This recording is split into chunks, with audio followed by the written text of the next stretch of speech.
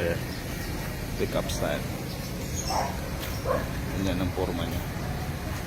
Pag tinanggal niya yung kapal sa gilid, ayan, paano siya wrangler.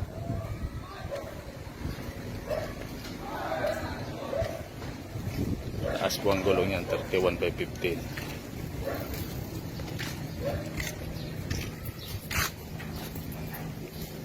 Stainless po ang flooring, naka leather.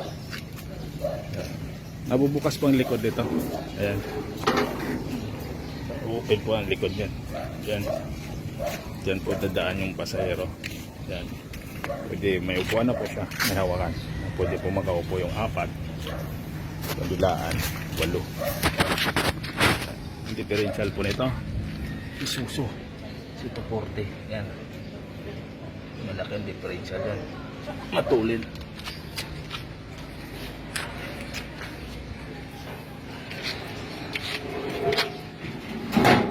Ganyan po ang forma niya pag tinanggal yung trapal sa likod.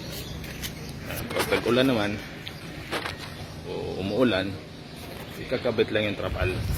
Yan, hindi mababasa.